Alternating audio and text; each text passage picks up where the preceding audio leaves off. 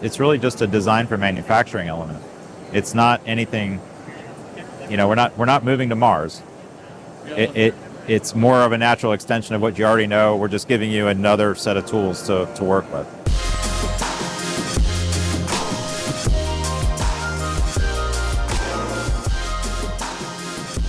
Yeah, I'm John Barnes. I'm the president of the Barnes Global Advisors, and I'm the CEO of Metal Powder Works. I think there's more time there than I would probably like to think about in terms of the changes of the industry. When I first got involved, it was in the late 1990s, and there were still the 7 kind of natural families of additive, but they were quite a bit different, and it's become quite diverse. And it used to be clear lines of distinction between the metallic processes and the non-metallic processes. Now they're all, largely capable of doing both. So that part's been really interesting. That it really is quite diverse, and that's one of the things that we continually tell people all the time is it's bigger than you think it is. I think anybody that uses high-value materials are going to benefit, and anybody that leverages design is really going to benefit. The balance of this technology with design, they're really intrinsically coupled together. And so people are finding value without doing anything to their design, but you really get much more value when you have design opportunity, whether that's consolidating parts or coming up with designs that were previously just thought not to be possible. So as industries start to learn about that across the board, aerospace and medical were leaning in originally, or now we're seeing oil and gas, heavy transportation. So there's an advantage to just about every industry. And as we tell people, it's great not to use additive, but know why you're not using additive and be right about it. Designing for additive is a real hindrance currently. There's just not enough people that know about it. And the software alone isn't going to help you with that. You still have to understand the design intent of the part, form, fit, and function. And then you have to have the ability to understand all of the processes and what that design means to them. So again, because additive is a diverse technology space, each process does have its own version of designing for it.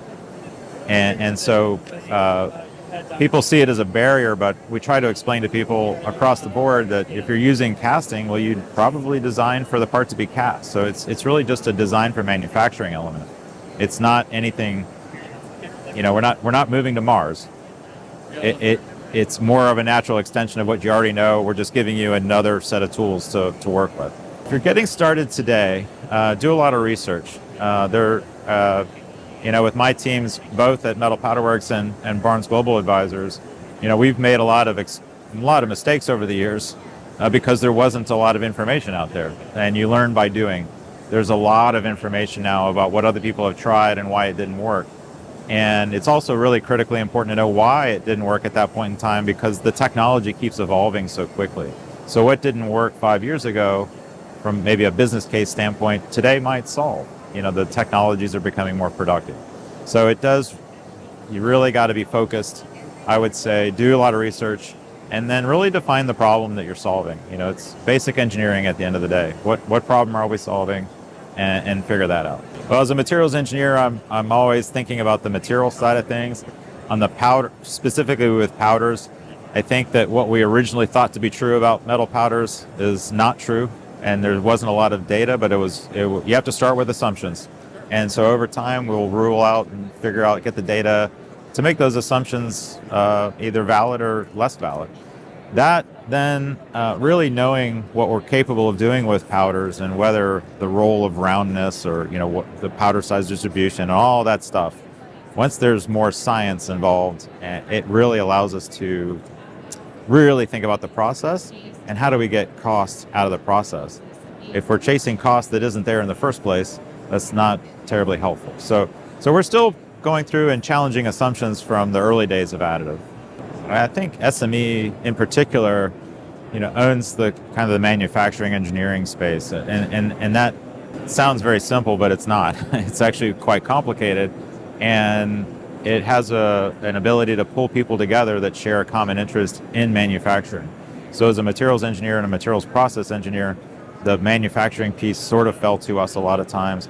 Then there were actual manufacturing engineers in a lot of the places that I worked, but from the engineering standpoint down to manufacturing, there had to be a bridge, and we were that conduit. SME can be that conduit for people. Just here at this event today, I see people from Electric Boat and Northrop Grumman, and then very small additive manufacturing firms. So it's a great place to come together and have that conversation that you can't get off of a website. Well, the future, I'd say, the future of advanced manufacturing is making repeatable, reliable material. At the end of the day, it's the same as it always was. Advanced manufacturing hopefully does it better, faster, cheaper, and more reliably. I think more tools with automation and artificial intelligence helps humans make better decisions, and maybe there's fewer fingers involved in the manufacturing of these parts, and the processes are more productive. And for those of us that live in the United States and the Western world, being involved in a productive manufacturing is a healthy place to be. I think, for me, after having won the Industry Achievement Award, I always say I've kind of evolved through the point of achieving things on my own to achieving things through my teams and through others. And I was just pleased that SME recognized that.